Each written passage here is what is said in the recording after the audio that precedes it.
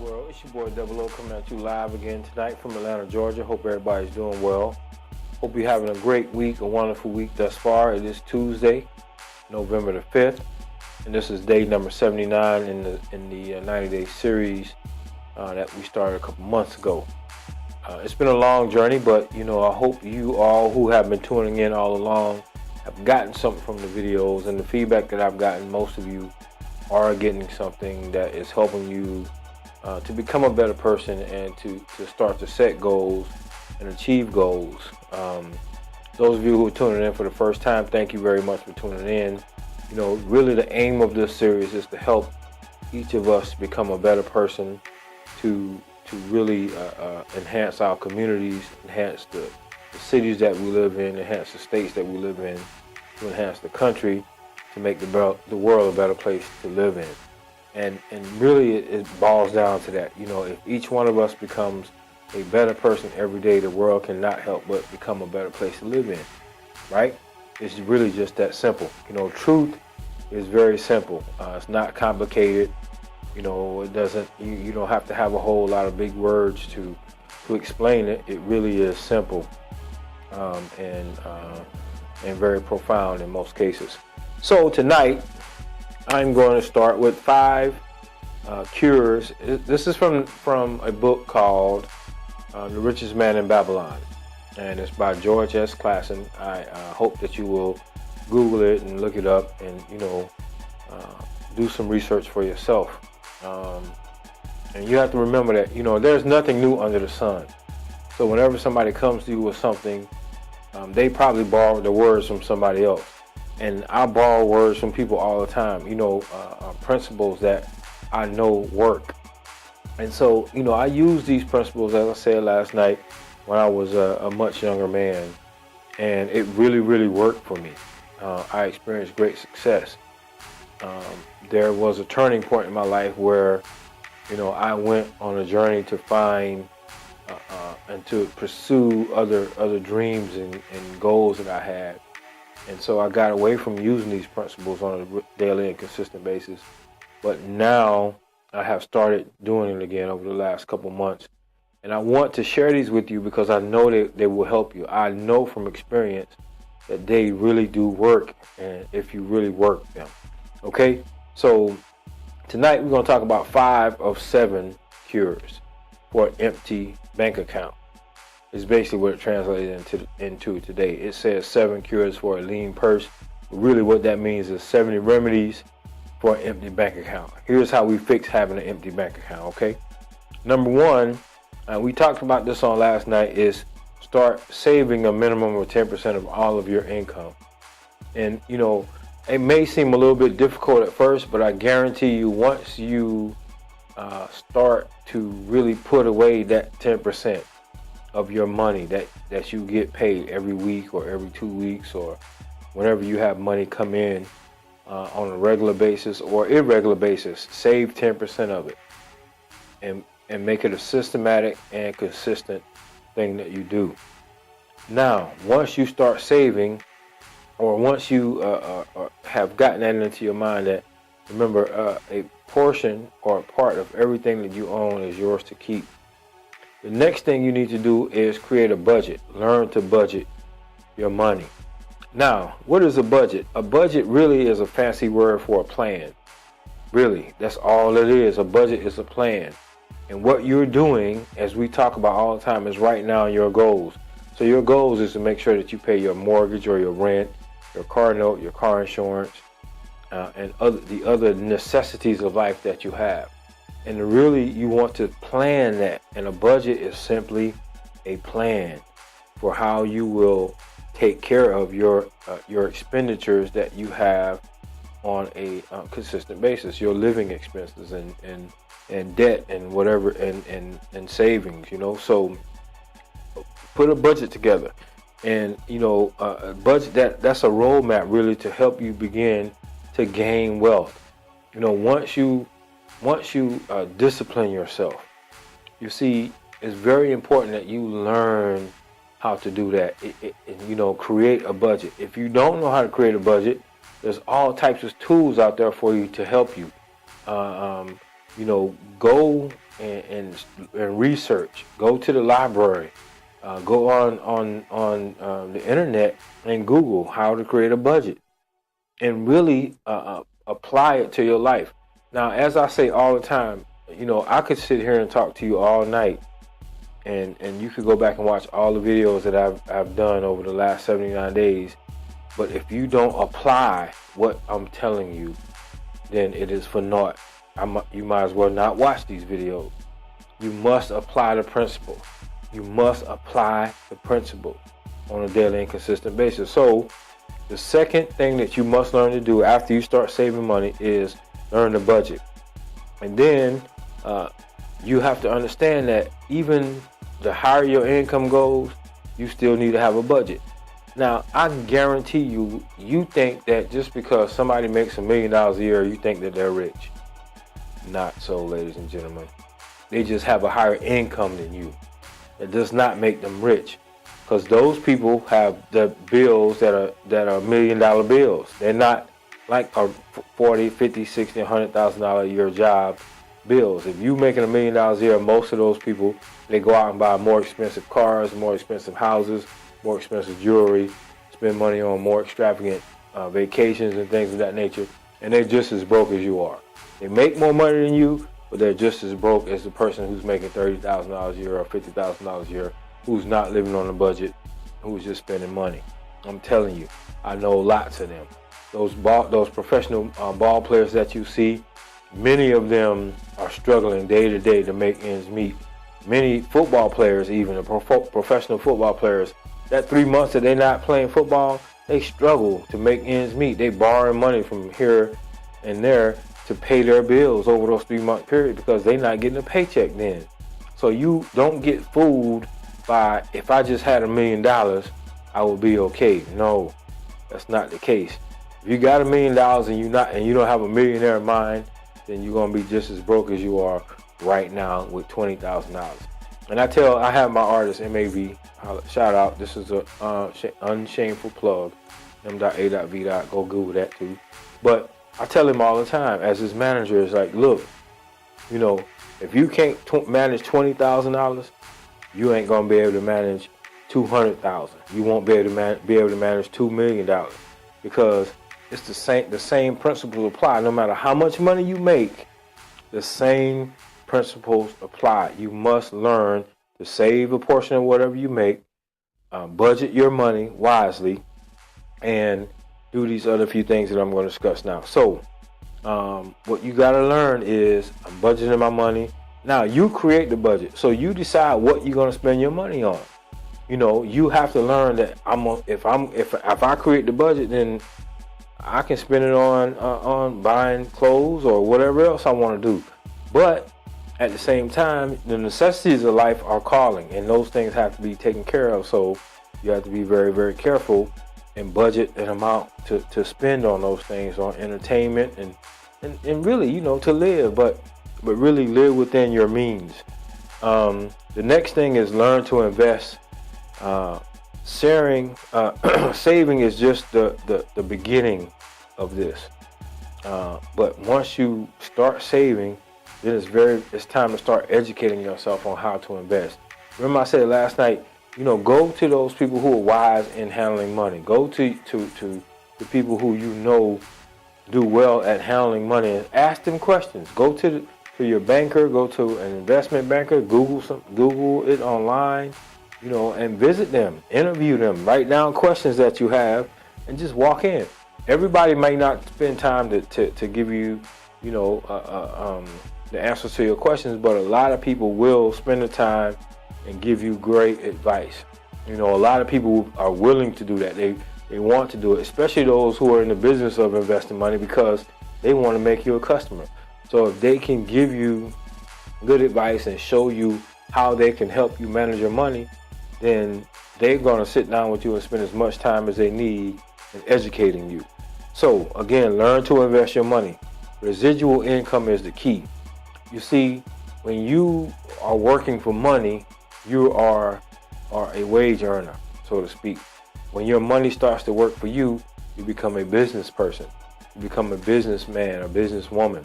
And so it's very important that you learn how to make your money work for you. And the way you do that is you save, you learn to live on a budget, and then you learn to invest properly. You have to learn how to invest properly. You must learn that. It's something that you must take time and really, really study. It's worth your time. It's worth the study to really get involved in how can I invest my money properly? How can I make the biggest return on my investment? Now, you've all heard of ROI. You've probably seen those letters, and some of us know what it means, some of us don't.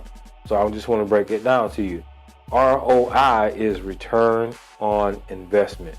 That means if you invest $100 and you're going to make $50 off of it, the $50 is your ROI. That's the return on your investment. So you're investing $100 and they pay you back $150. The $50, part of that is the ROI. So the thing that we have to learn, and especially, I'm gonna say, especially in the black community, is how compound interest works. Compound interest income is what I like to call it. I'm gonna give you a really quick example. Let's say you took and invested $20 today. Your investment earns over a year period. Let's say your investment earns 1/4 of itself. So if you invested $20, 1/4 of $20 is what? $5, right? So at the end of the first year, you invest $20, you get $5 back. Now, let's say you leave that in the investment and you take and reinvest that $25. In another year, that investment returns you $6.25 as your return on the investment. So now, instead of having just $25, now you have $31.25. You still have your money over here growing, your regular income, your regular savings you're doing, but you got this amount that you invested earning money for you. Now, after the first year, it's $31.25. After the second year, it's $39.06. After the third year or fourth year, it's $48.83. After the fifth year, it's $61. Now, in 5 years, you have what?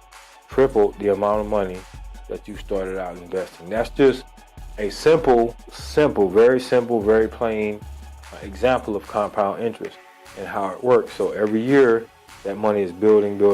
Now, let's just say you did that for 50 years in a row and you earned 1/4 of your principal amount every year added back to your to that. So your 1/4 was your return on your investment every year. That's pretty good. And imagine doing that for 50 years. Just go do the math on that and see where you end up. Okay? That's a very, very simple example, but that gives you an understanding of how compound interest works. And we have to learn that. We definitely need to get a general understanding of that so that we put our money over there and our money is working for us. So as you continue to grow it, now think about this. If you did that small investment plan, and at the end of every year you took what you have saved, or half of what you have saved, or 80% of what you have saved, and you invested that, you kept your other 20% in savings over here, you invest that 80% added to what you already have over here growing. Imagine how quickly that money now starts to grow. You see what I'm saying? Very important, very simple. Now, once you learn how to invest, you must become a faithful protector of your investments. And what that means is, once you start to make money, people come out of the woodwork wanting to borrow money. People come out of the woodwork who have all these get-rich-quick schemes. Join this organization, join me over here, and you buy into this company, and you're gonna make your return back that fast. You're gonna triple your money in 6 months. Beware of those type of schemes. Beware of those type of things, because they lure you. And even though the person who brings that to you may be bringing it to you in good faith, they may be have all integrity and all honesty, but they just may not be wise investors. And thus, you must learn to to flush those type of things out. You must learn to really investigate them and find out what the meat of that is, because if your principal can be lost easily, you definitely want to shy away from those type of investments. You want to make sure that you're investing where you make some return on your money. If it's not as great of a margin as you want, but as long as you make some return, if you're making some return on it, it's better than nothing. It's better than losing the entire principal at all. Be faithful over small things, and more things will be added unto you. That is definitely a principle from the Bible and the Holy Quran, and from people of faith, is that if you're faithful over little, God will bless you with more. So continue to really think about that and begin where you are with what you have. That's a principle that we've talked about all along. Now, I wish I had learned these as I was growing up, and it was instilled in me, and I would have continued to do it. But that's the past. I don't worry about that. What we need to worry about is right now, because we all have made mistakes. We all have done things wrong, or we failed at certain things. That's okay. Start today. Start where you at with what you have. Begin where you are.